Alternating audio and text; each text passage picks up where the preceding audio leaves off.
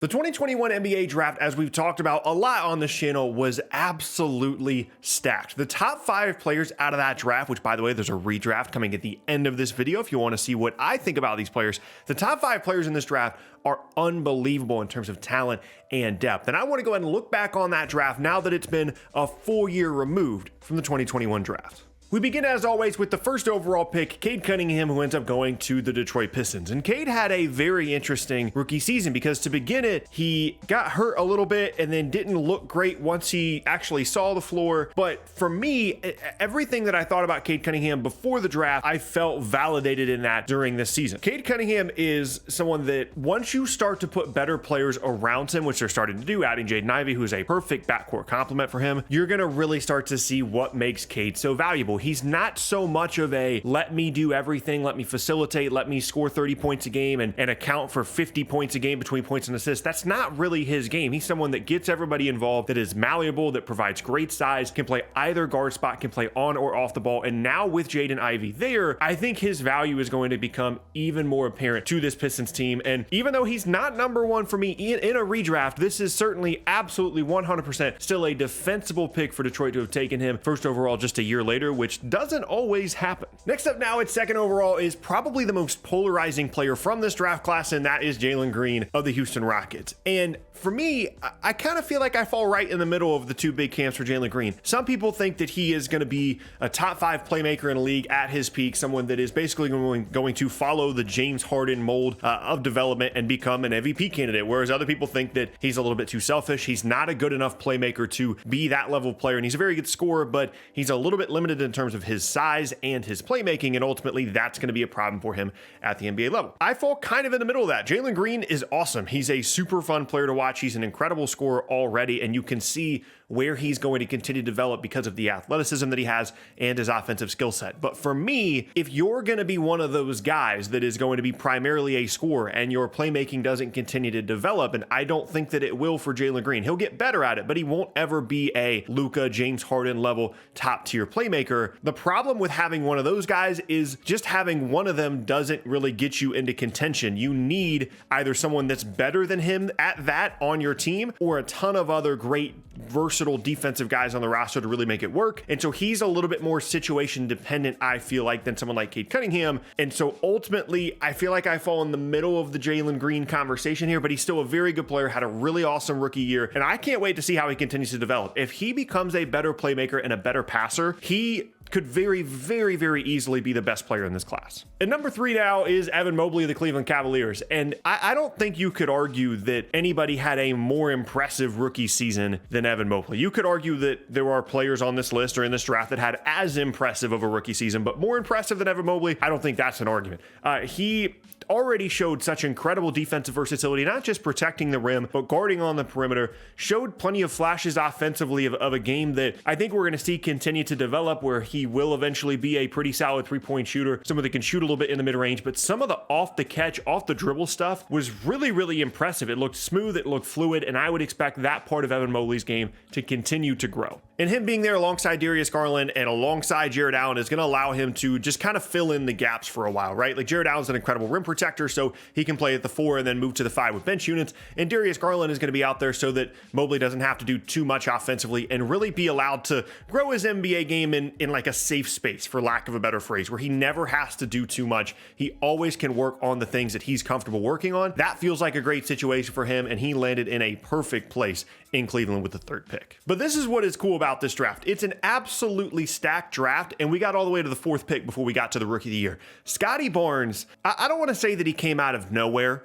to become the rookie of the year, but going into the draft process, most people thought he was going to go 5th to Orlando, and that felt like a very Orlando-like selection, a raw wing without much offensive game, but an incredible athlete and defensive versatility. He ends up going 4 to Toronto, and I don't think any single player in this draft benefited more from where they ended up in terms of which team drafted them than Scottie Barnes. not to say that Scottie Barnes would have been bad if he went to Orlando or Cleveland, but like we talked about this before, Nick Nurse was never just going to stick this guy in the corner. Like they allowed him to do way more offensively than I think most teams in the league would have, sometimes out of necessity due to injuries. And he like legitimately has all NBA potential. I think that's what he flashed as a rookie. That's why he won Rookie of the Year. He's an incredible defender. He has incredible size. Like he's not like a 6'7" wing. Like this dude is legitimately 6'9" with long arms, and showed a weirdly, or I would say surprisingly, polished offensive skill set at times. I can't wait to see what Scotty Barnes continues to look like throughout his career. And then we get to our first disappointing selection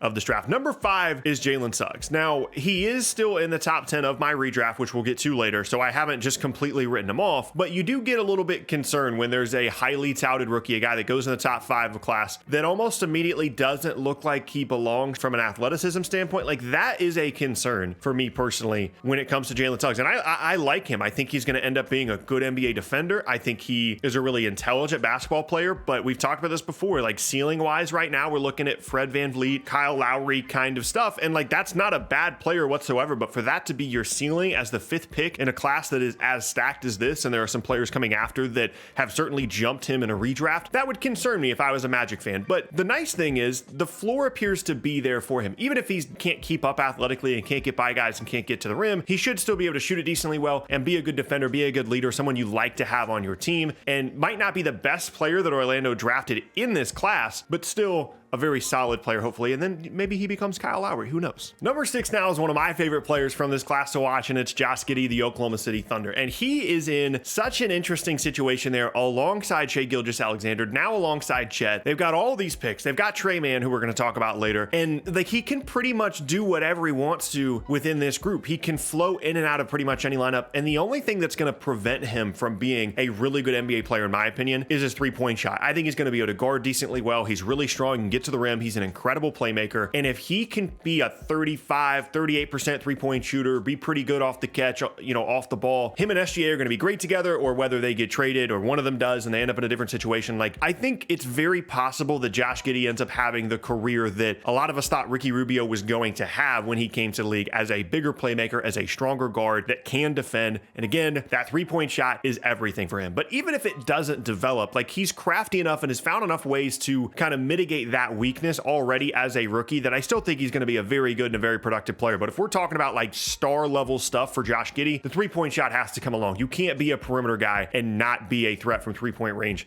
in the NBA anymore. So hopefully that comes along, but I love Josh Giddy. He's one of my favorite players in the class. Next up now at number 7 is Jonathan Kuminga, who ends up with the Golden State Warriors. And I think, again, it's kind of a theme of this class, but it's a perfect fit for him. He didn't play a ton as a rookie in Golden State, but when he was on the floor, the flashes were really impressive, especially defensively and from a basketball IQ standpoint. He honestly like alleviated a lot of concerns that I think a lot of people had for him, and is certainly an asset and a piece for Golden State moving forward, whether they trade him or whether he gets more minutes this year as a rotation wing. I don't think that we're ever going to see like all-star level stuff from Jonathan Kuminga unless there's a incredible jump offensively from him, and I would doubt that opportunity would present itself in Golden State's system given the other talented offensive players that they have. But as a high-level 3-and-D wing that can also create some on the ball and is an incredible athlete and defender, Jonathan Kuminga has all that and then some, and I can't wait to see how he continues to develop. And number 8 now, though, is actually my wife's favorite player from this class because she loves saying his name, Franz Wagner. We were watching the draft together last year, and that's how they pronounce his name, and she gets very excited every time we talk about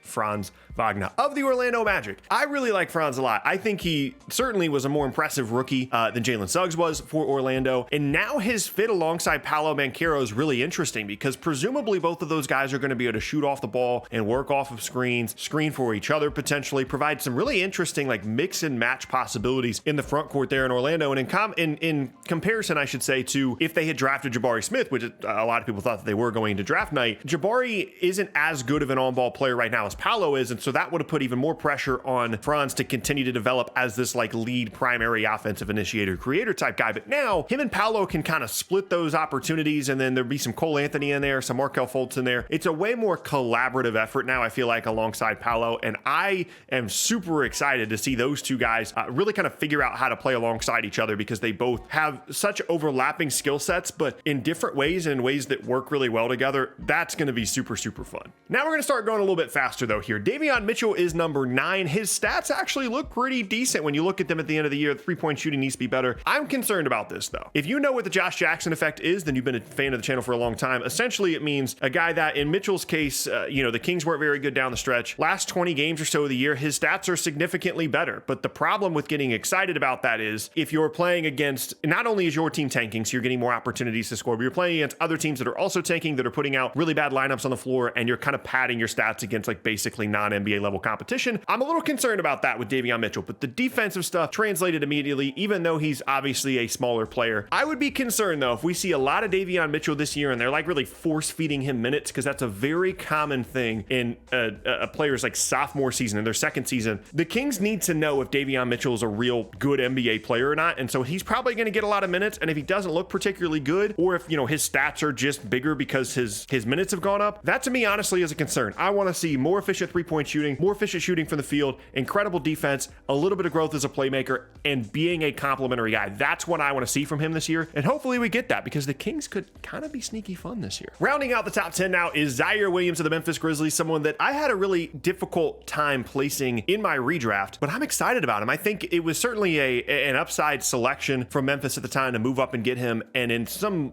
pretty limited action, I'm excited. I think, the 3-and-D potential is certainly there if he can improve as a 3-point shooter. There's some on-ball creation there as well. He's a bigger wing, which Memphis certainly needs on this roster. Whether he ends up getting traded or not down the road, we'll see. But I like Zaire Williams. I think he showed a lot of impressive flashes as a rookie, kind of in that similar to Jonathan Kuminga type vein. 13 is Chris Duarte. We're going to start skipping some spots now here. The oldest player in the class, and someone that was impressive as a rookie, especially early on in the season. I want to continue to see him be more efficient, work a little bit harder on the defensive end of the floor, and he might not be long for Indiana if they're looking for kind of a longer term rebuild process here, but him alongside Tyrese Halliburton at the moment seems like a really fun combination. 16 is Alperen Sengun. There are certain players in a league that I know I shouldn't like as much as I do, but for whatever reason I do. And Sengun is one of those guys. Like, realistically, when you watch him play, it's basically, not to just overdo the turkey connection here, but he's basically Enes Kanter right now, but maybe with some more upside as a 3-point shooter. But for whatever reason, like, I want it to work. I wish he was a little bit taller. He's a little bit short to be a full-time 5, and I wish he was a little better defensively, but I think that's mostly physical limitation. Like, he clearly knows what he's doing defensively, and he's putting in a lot of effort. And so I want him to be good. Realistically, he's probably going to be, a scoring 5 that might not ever be a starting 5 in the league, but someone that you can put out there, can roll to the rim, can score well in that like Montrezl Harrell, Enes Kanter type of bench big role. But I hope he becomes more than that. We'll have to see. 18 is Tre Mann, a perimeter scoring guard that is very common throughout the latter half of this first round here. I'll just name them off here. Tre Mann, Bones Hyland, not listed here, but Cam Thomas, of course, would also be involved. These are a couple of guys that are not necessarily in make or break second year seasons, but if we see a significant leap from one of these guys, then maybe they will end up being more than just what they project as now, which is a bench scoring guard in that like Lou Williams kind of role. Bones Hyland specifically is an interesting one because Denver felt confident enough in him and what he showed as a rookie to trade away Monty Morris, who's been a really good backup point guard for them, a true backup point guard, which is very rare in the league. They get KCP, which is going to help their, kind of 3-and-D lineups, but they believe enough in Bones Hyland's ability and growth as a playmaker and as a scorer to get rid of Monty Morris. And so that to me speaks volumes about what they think about Bones Hyland. 35 now is Herb Jones. We go into the second round. Everybody loves Herb Jones. Really, it just depends on if he continues to grow as a 3-point shooter. If he's a good 3-point shooter, shoots 35, 38% on spot ups, he's going to be really good. He's going to be really helpful. Already one of the most impactful defenders in the league. And then the last player I'm going to list here before we get to the redraft is 38, Ayo Dosunmu. Correct me if I'm wrong in that pronunciation. I really enjoyed him as a rookie as well. Awesome to watch in transition. That 3-point percentage number, despite the lack of volume, is encouraging. And I think he's just a perfect role player type guy amongst really a handful of nice ones there in Chicago. Now, the redraft. I had a difficult time with this one, specifically at the top, but where I landed was just going with the most unique players I could in this class. There's a lot of guards every year, and it felt like the right thing to do to select the players that are a little bit more unique as we look year to year in the draft. So first, I went with Evan Mobley from Cleveland. Again, I don't think there's really a correct answer with how you want to order, specifically the top 4. Like if you want to have any order of the top 4, I think is totally fine. I just like Mobley's upside, certainly defensively, and what he can continue to do offensively as well. We'll kind of get to some more reasoning here as we get to some of the guards that come later on. Second, I went with Scotty Barnes. Again, uniqueness, offensive capability, defensively, size, length, all that stuff. It's similar to Mobley. The only reason that Barnes is second rather than first is just because I think that as great as Scotty Barnes is defensively, I think within a team construct, Mobley helps your team more defensively rather than like an individual matchup type thing, which is more so what Barnes does. He does some really good stuff off the ball as well, but like Mobley feels like a more realistic like centerpiece of a great defensive system rather than Barnes. It's a very, very slim margin. If you want to put Scotty Barnes 1, more power to you. I almost did it myself. Third, I went with Cade. If you want to take Cade first, go ahead. I really, really enjoy what he showed as a rookie in Detroit and what that can continue to translate to as they get better players around him. And for me, the differentiator between him going 3 or 4, spoiler alert, Jalen Green goes 4 here, is just the difference in size and versatility, the ability to play both guard spots and playmaking ability as well. I really like Cade. It's just, again, it feels like there's a guard in every draft. It doesn't feel like there's a Scotty Barnes or an Evan Mobley in every single draft. And again, as I said, 4 is going to be Jalen Green. The difference maker there is literally just the playmaking and the size. Jalen Green could very easily be the best player in this class. 5 is Franz Wagner. The only reason he's not higher than this is 1, this class is unbelievable, and 2, his upside as a main number 1 offensive option I think is certainly lower than Green and Cunningham, and then obviously his defensive upside and versatility is not as high as Barnes or Mobley, but outside of that, as an all-around player, I really like Franz Wagner. Number 6, I went with Josh Giddy, again, because he feels like the most primary offensive option-y guy that we have left. 7, I went with Kuminga. The upside moving forward, I think, is still incredible, as pretty easily outside of the guys that project to be like real stars like Barnes, he's the best 3-and-D prospect left at this point in the draft. 8, I went with Jalen Suggs. I honestly wanted to put him lower, but given the fact that he did have an injury-riddled season and he was on the Magic and it wasn't a great situation, I'm going to give him the benefit of the doubt still here a little bit moving forward.